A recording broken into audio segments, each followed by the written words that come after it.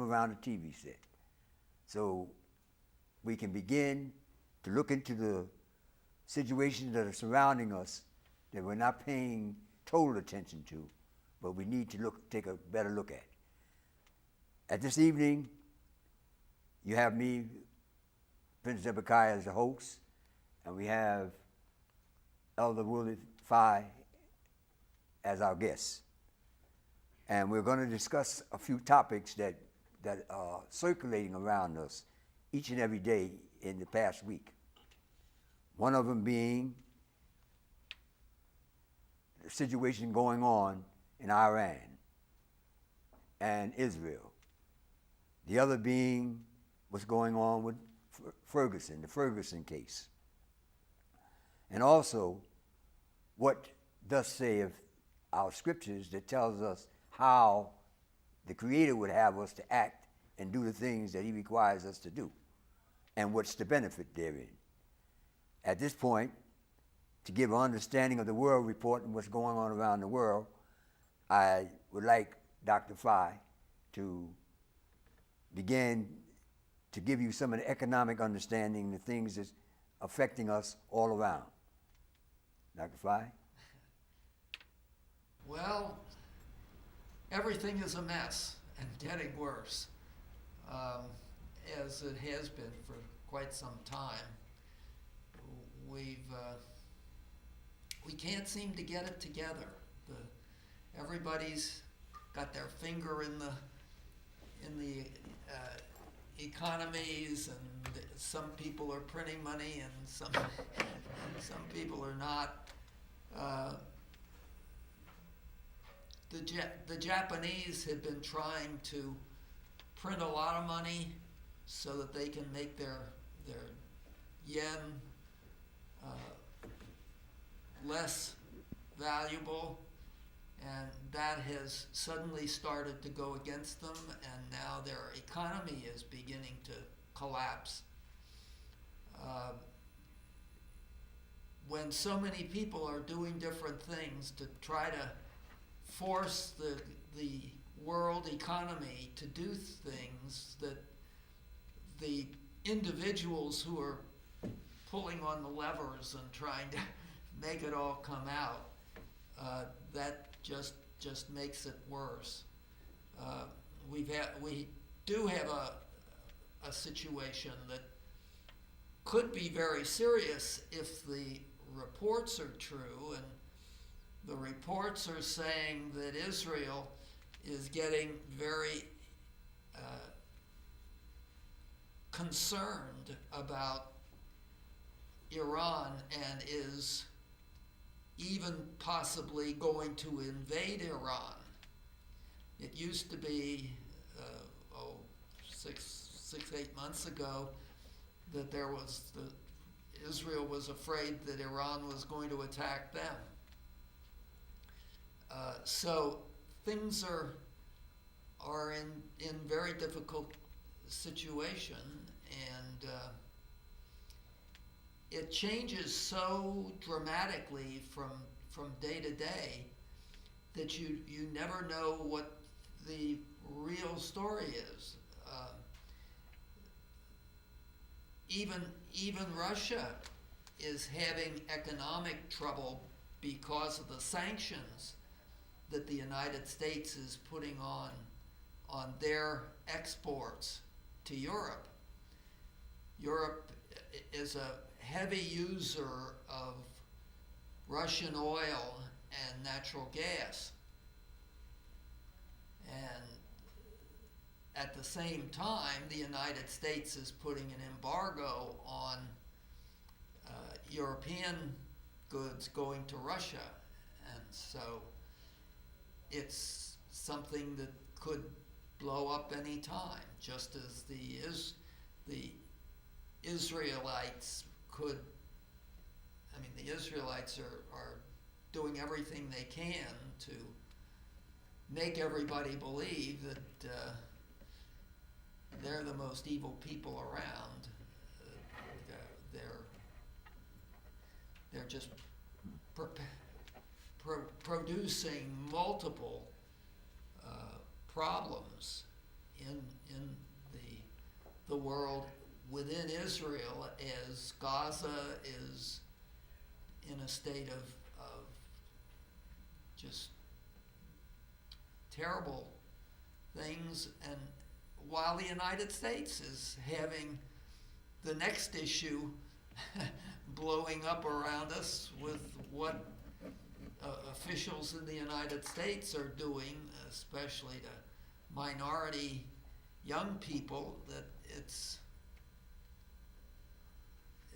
just you don't know what to do, So where you to think, go, where to hide. do you think that these problems are being created because man has forgotten to understand his role? Or are you saying that the leaders of the world, right, are not paying attention to the instruction given by the ancients of the world? Or the prophets that at one time gave information and data to give you enlightenment and tell you where to stand? They did, but I'm not aware of any clear evidence that the people who are doing all of these things are operating under the influence of ancient prophecies. There are just a lot of people who want to rule the earth, and they're prepared to do whatever they need to do it. Well, hasn't this been an age-old problem?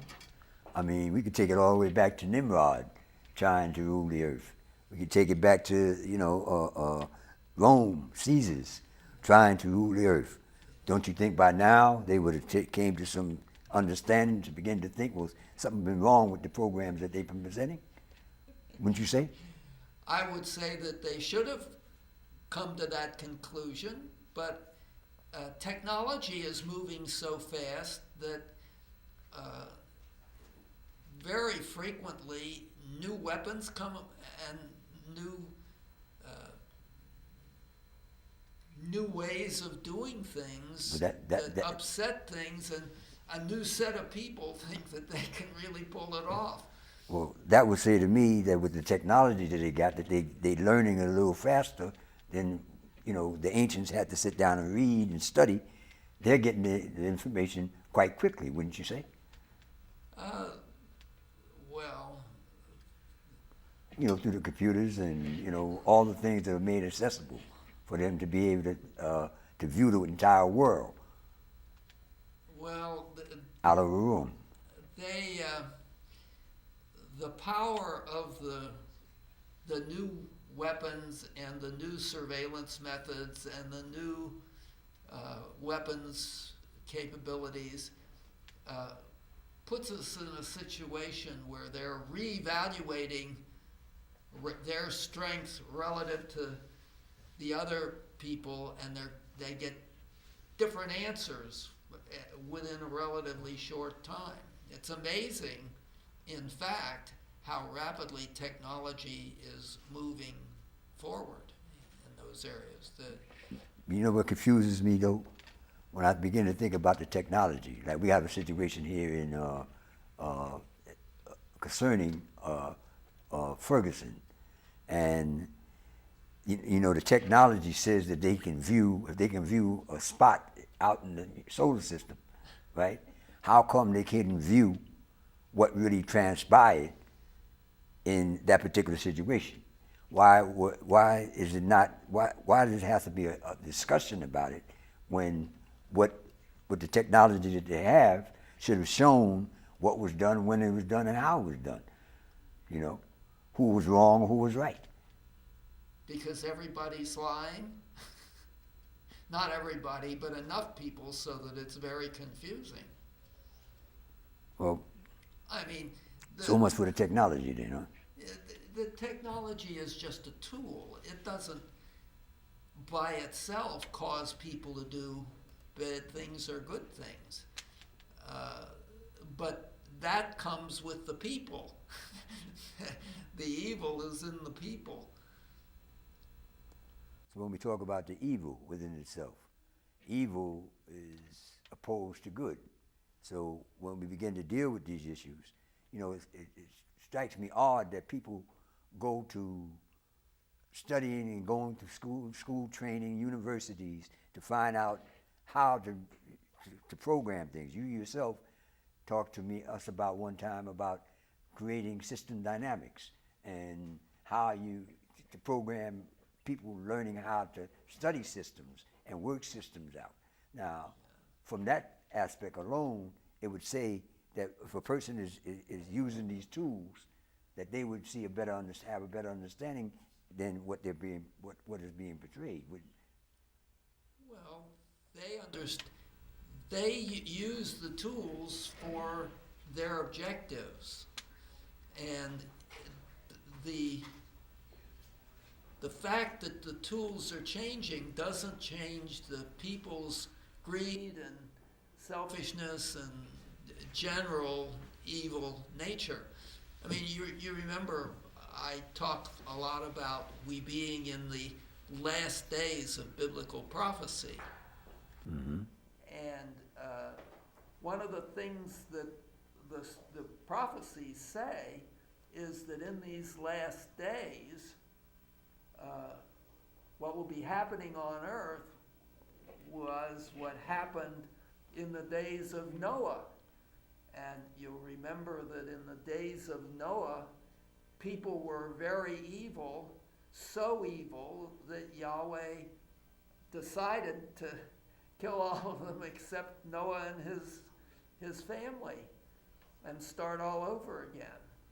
And so basically that's where we are here today, is Yahweh is withdrawing his support and letting people go at it.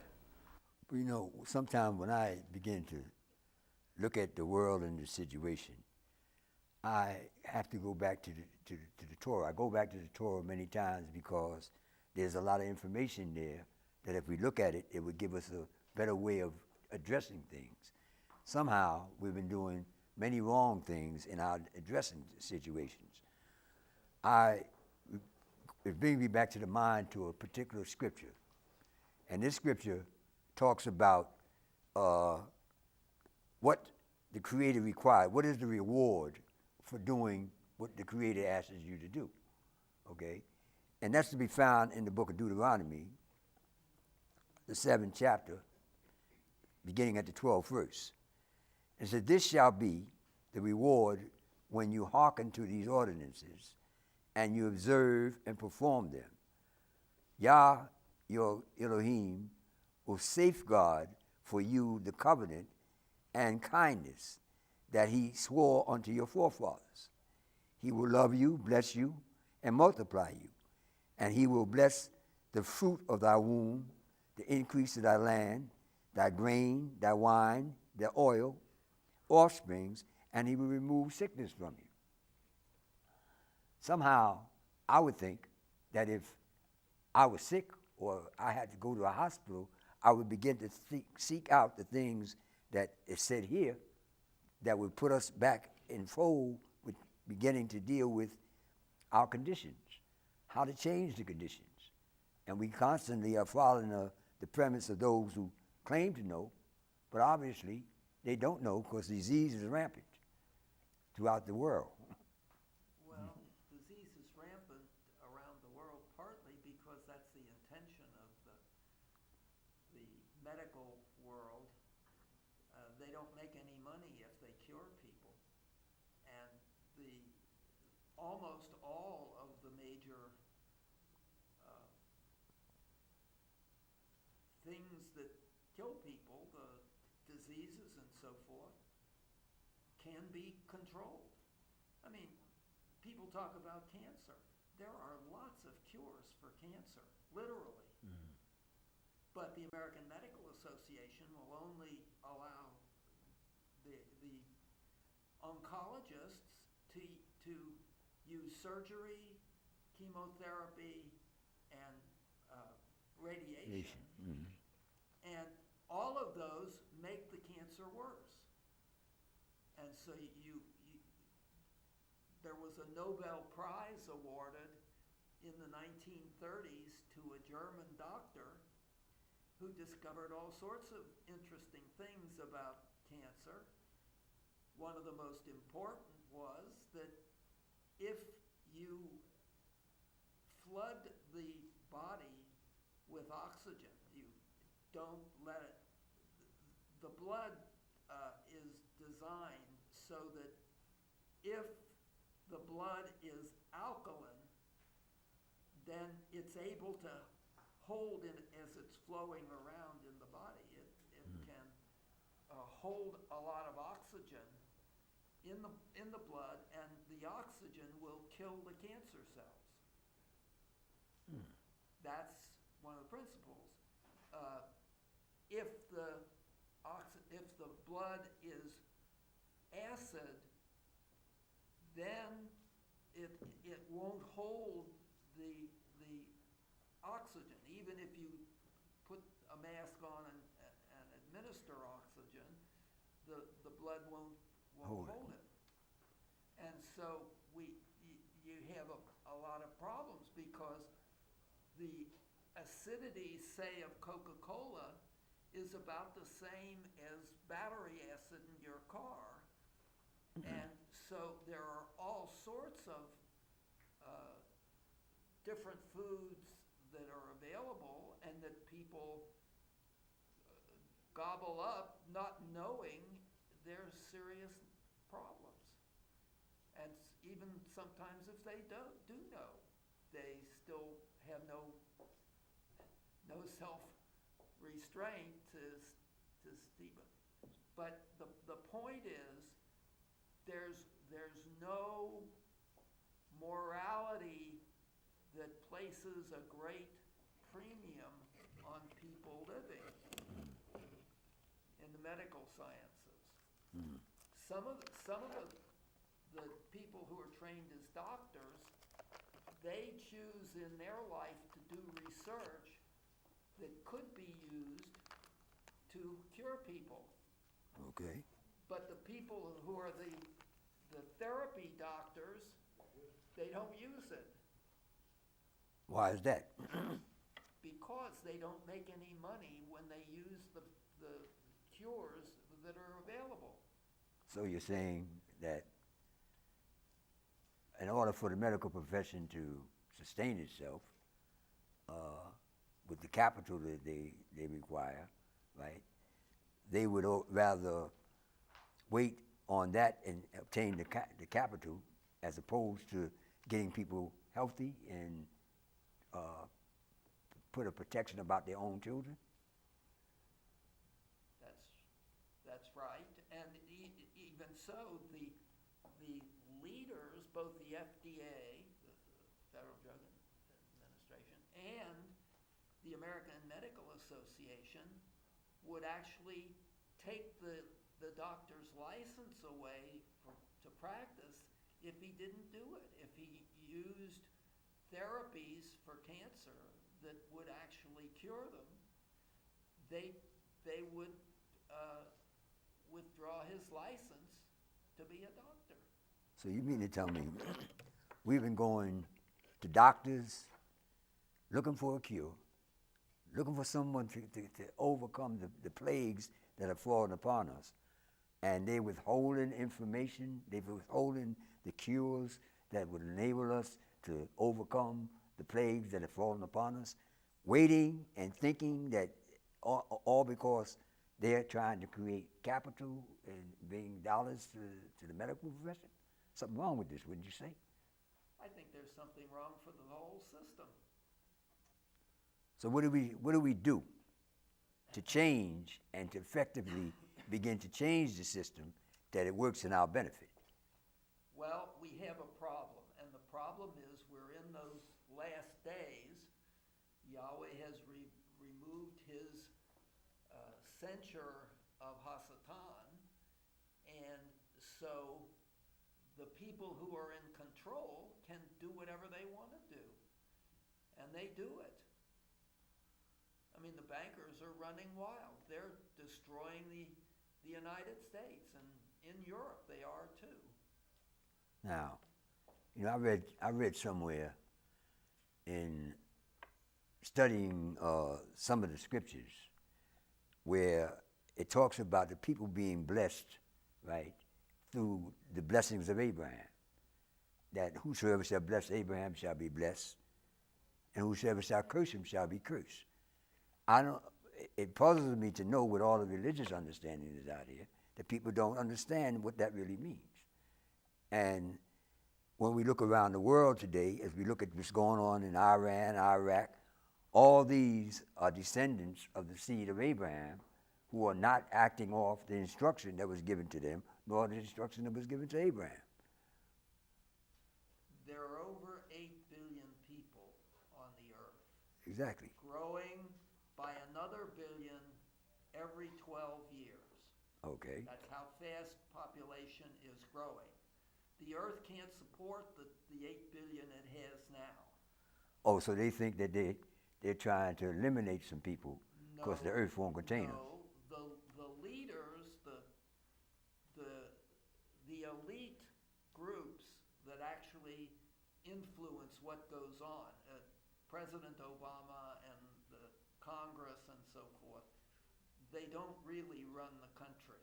They're a group of very powerful families with great wealth and a long history who actually rule things, not perfectly, but greater than anybody else. And so that causes a lot of trouble.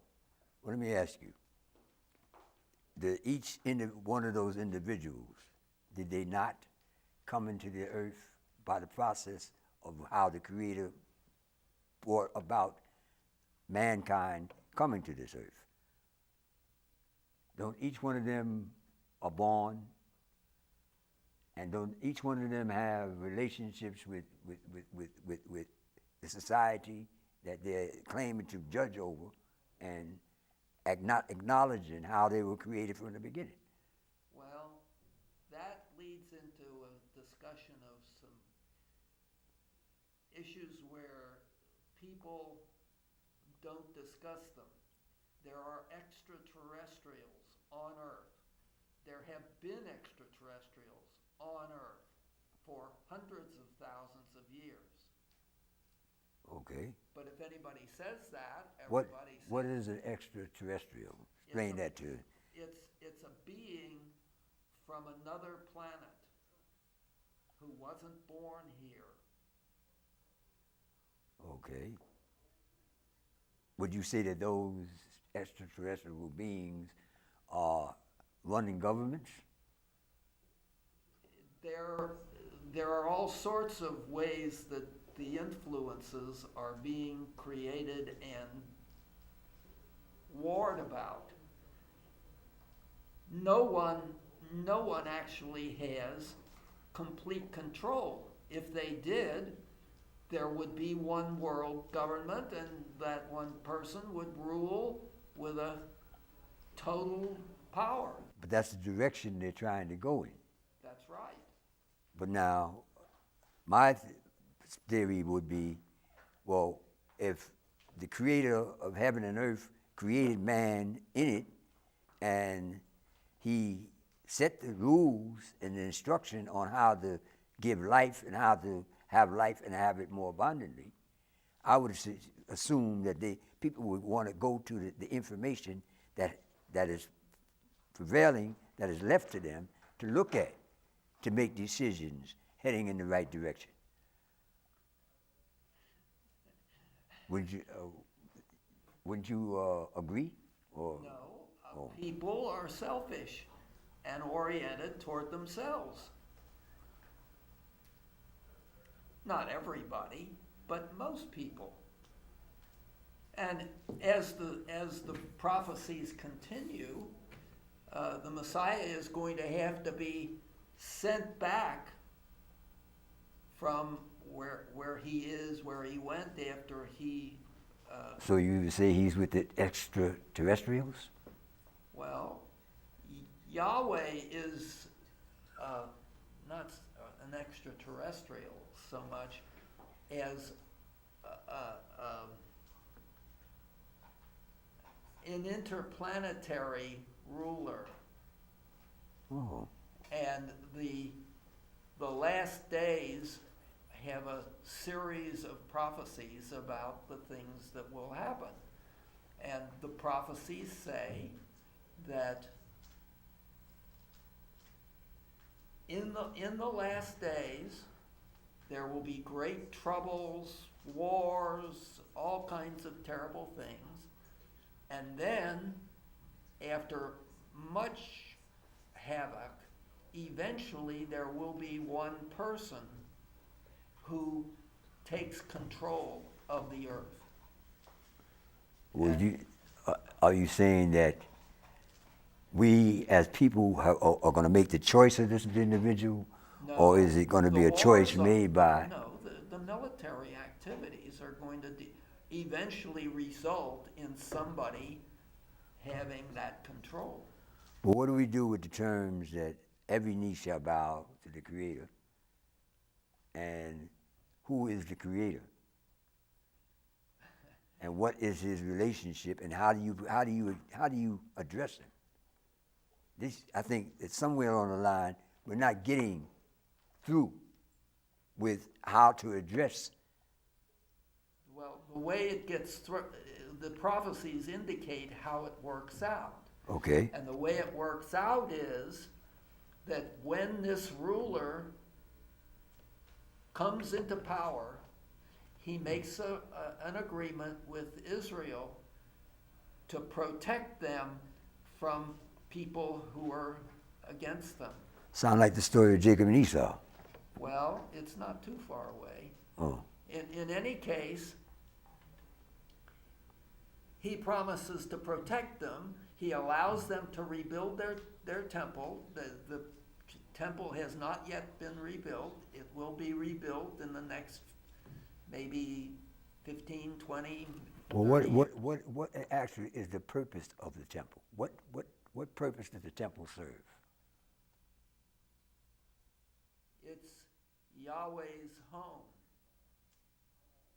So you're saying it's a place where we can address, where we can reconnect, where we can show an understanding that will give us a better enlightenment on how to conduct our world?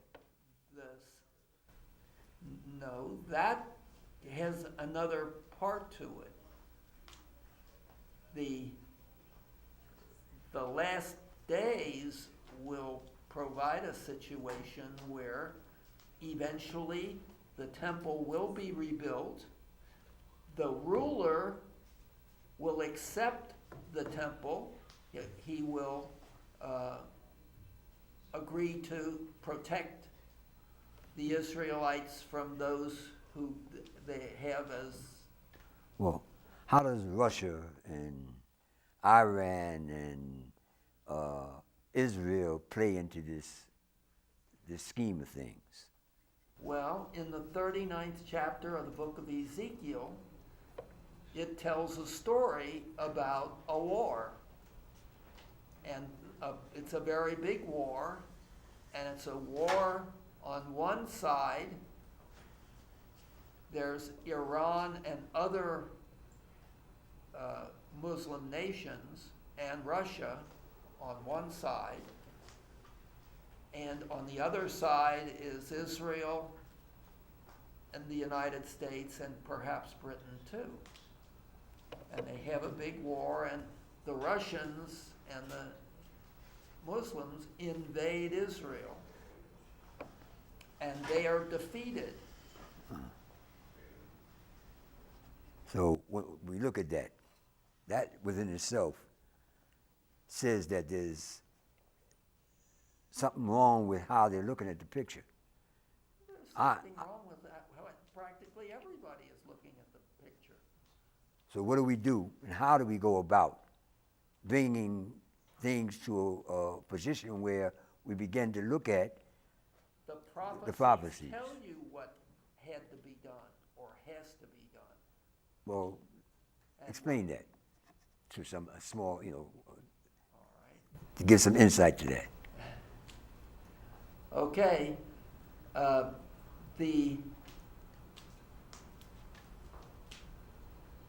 The beast, as he's called, the ruler of the earth, is in control. he's made the temple has been rebuilt.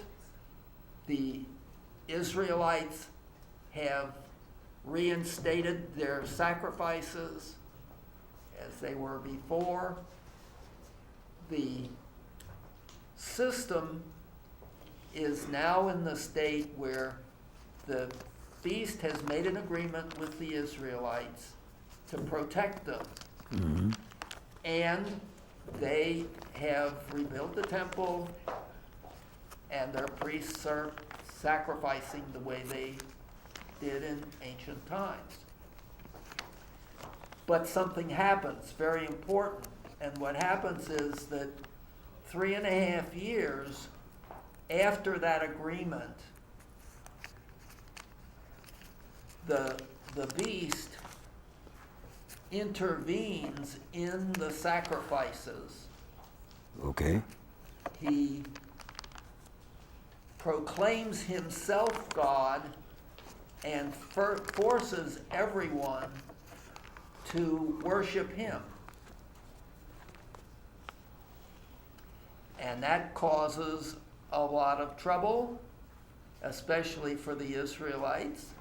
And within 3.5 years, the Messiah returns with an army and destroys the beast and the evil armies on earth that are trying to prevent him from coming back. Okay.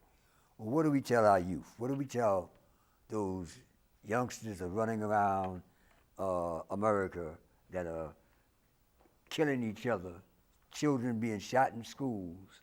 What do we bring to them that they can begin to see that their activity and why their activity is so detrimental to existence, family building, and all the other things that it's creating division in?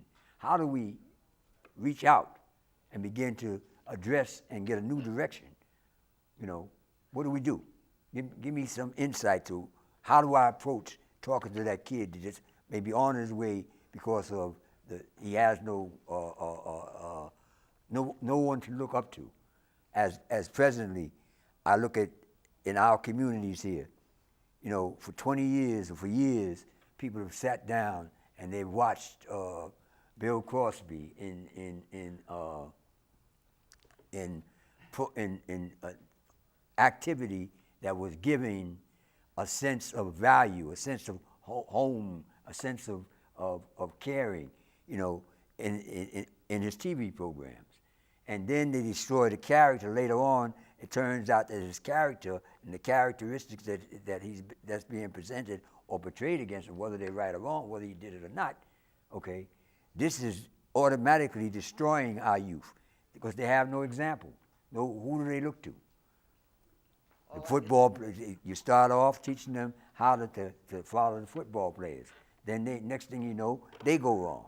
And you turn around and you tell them to follow the church. Next thing you know, the minister's gone wrong. What kind of example? Who do they have to look to get on the right path? All I can tell you is what the prophecies say. What the prophecies say is that it won't get better, and eventually the Messiah will return with an army to destroy the army on earth that's trying to prevent him from returning. It's called the Battle of Armageddon. In that battle? Well, that ends the war because the Messiah then takes control of the earth, and he then serves as judge on all the people who are alive on earth that got through the last days. Many times I deal with the scriptures, and I go back to the scriptures for particular reasons. There's a particular scripture in the 30th chapter of the book of Deuteronomy where it talks about the conditions, and it says, it will be that when all these things come upon you, the blessings and the curse that I have presented before you, then you will take it to your heart amongst the nations where you have been scattered.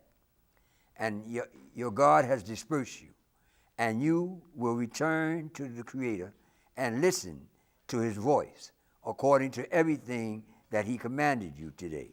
You and your children with all your heart, and show love with all your heart and with all your soul. Somehow, along the road, this is not being portrayed because it's the return to the Creator that will give you the insight and knowing where to be and how to reconnect with the values and give back those moral standards. You know, our media and our when we talk about showing movies and the things that are playing into the minds of our children, because we're feeding our children subconsciously by the activity of the news, by the activity of the motion pictures. It's all destroying, presenting this type of end and doom type of situation when the creation of man in the whole was that God created earth for man to be here and to live and exist in harmony with him. So how do we approach our youth today? How do we change the conditions where people are walking and want to give up their lives and life, its value of life has fallen to such a degree? What do we do? Well, the question you're asking involves what do we do?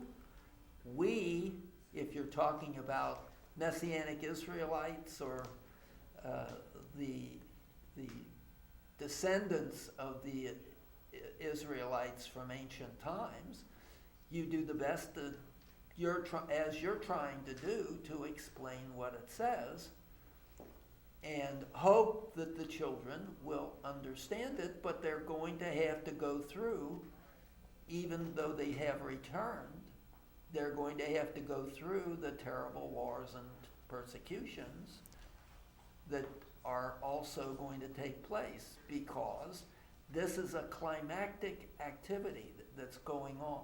This is a period of time, one generation long, that the whole nature of the history of humanity will change, because the Messiah will bring an army and judge, and there won't the evil that's characterized by what people. But how do we bring that to our children?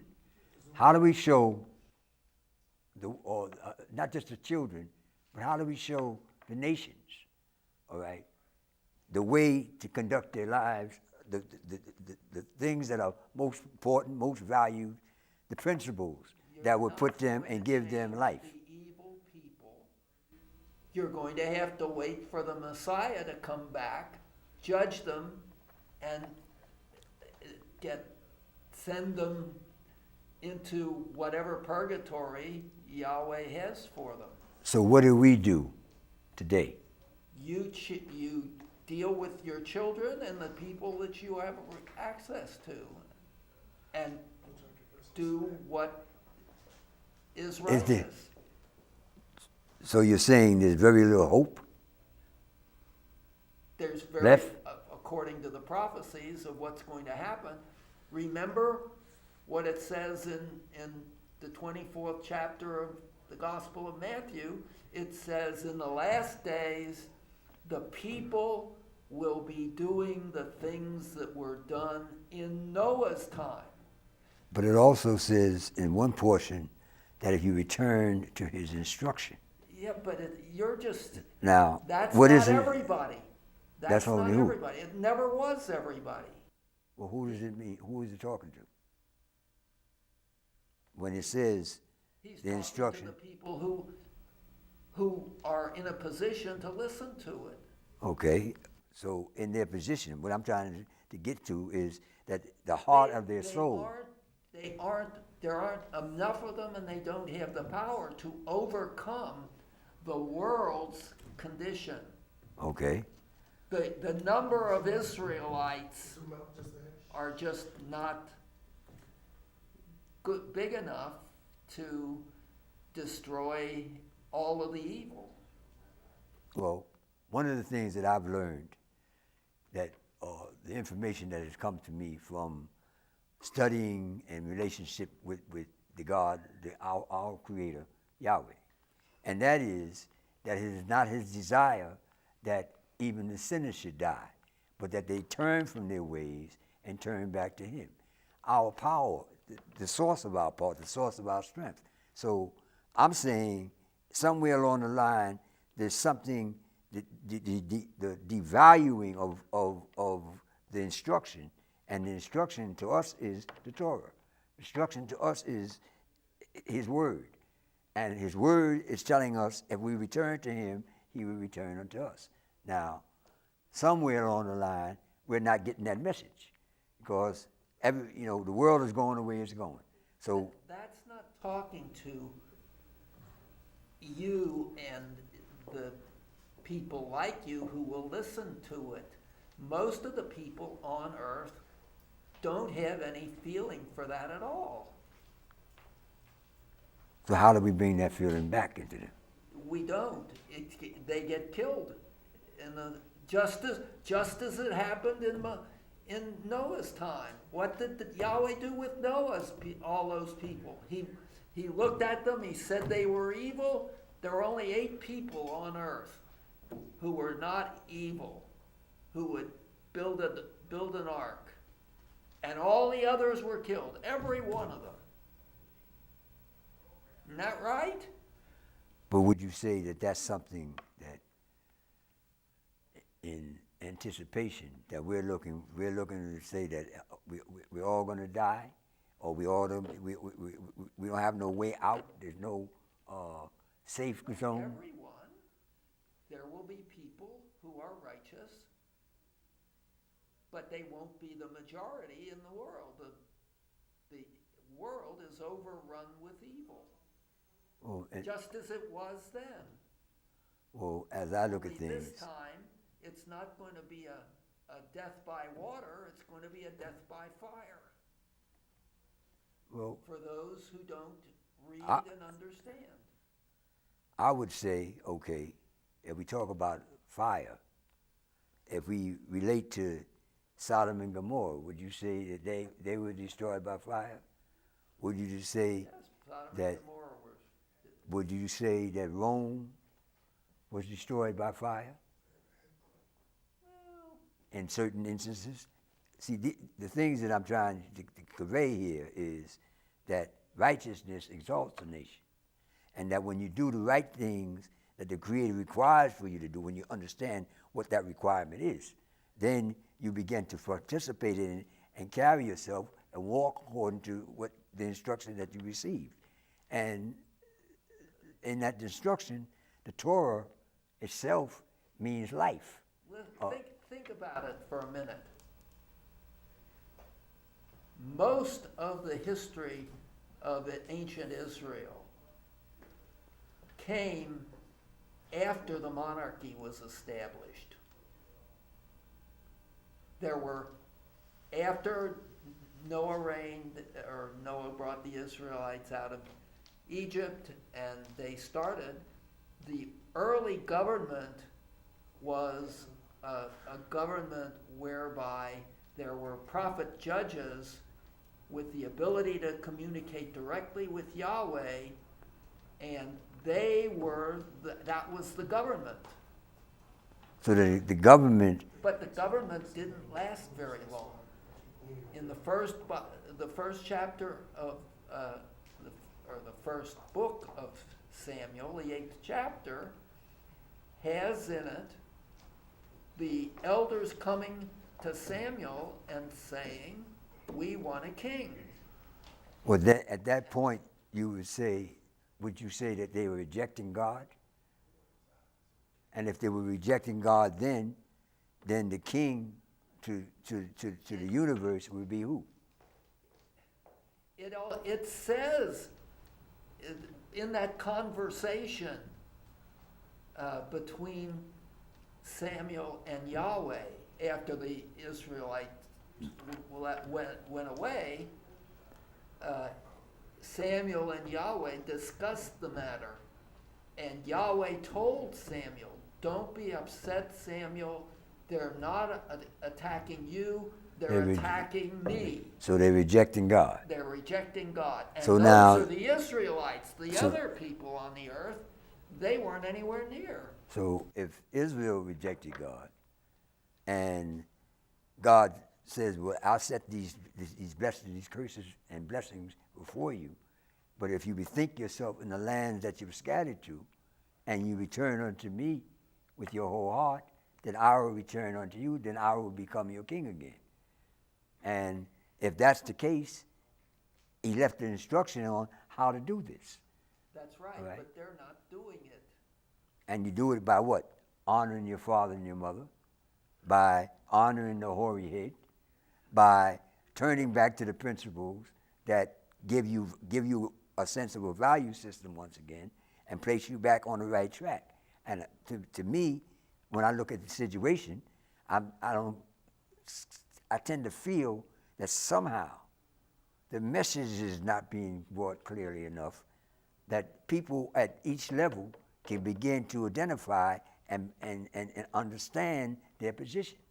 And because that's not being brought to its reality, to a reality, right? Our children are running around mimicking the ways, the nations of the world, and not carrying themselves as the Creator is required for them to do, which is to keep His laws, statutes, and judgments.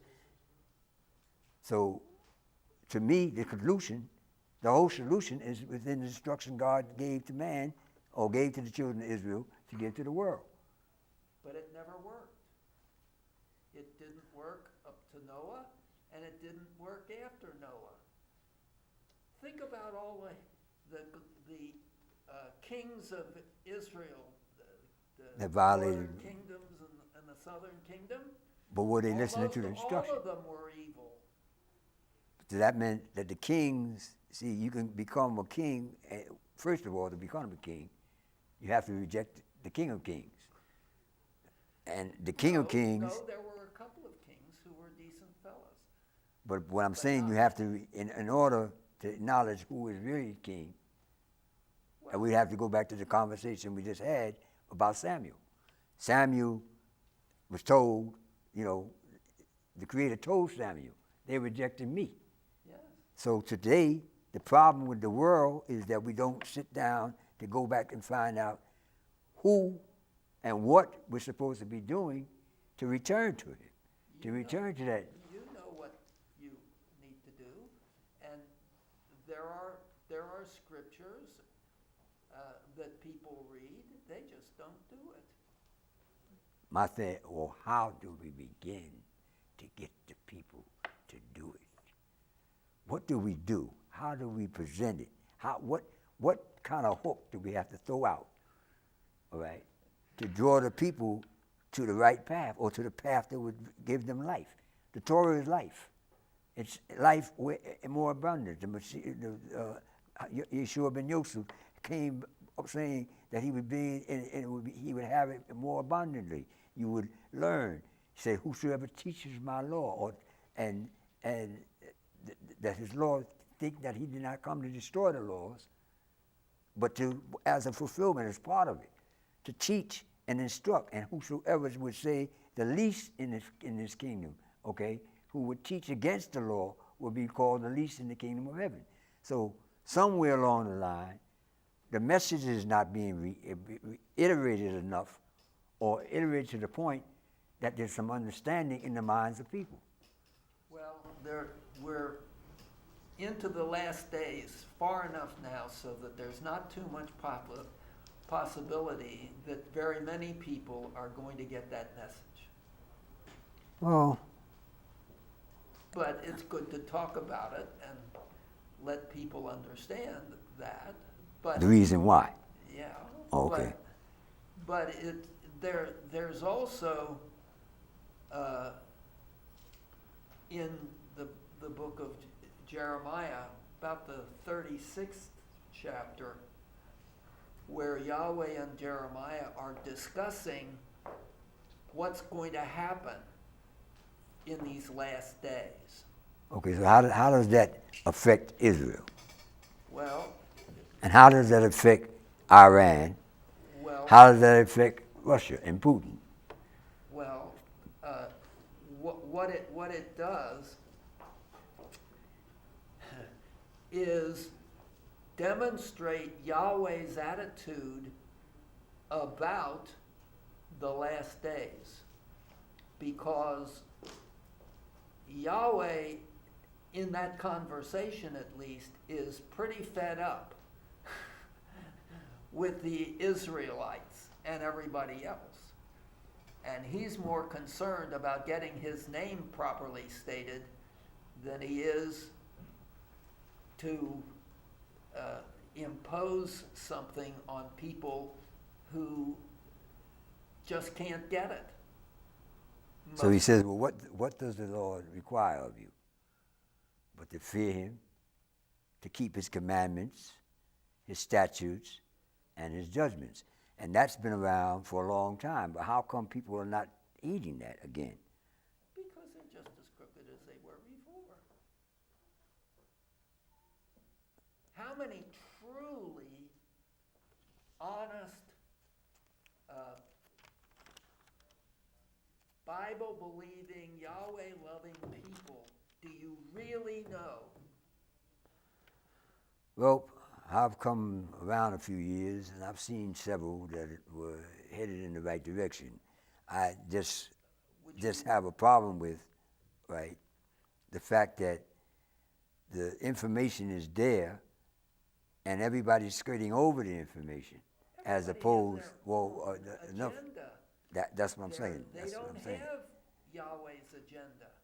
Well, because they're not thinking. They don't look at the earth the way Yahweh looks at the earth. Yahweh looks at the earth as a place where his people will rule and do what he says, what his rules say, and what is best for everyone. Now, that's what, just think about it. In the New Testament, there's a period just before the Messiah is to be executed, when he gets together with his disciples at the Last Supper.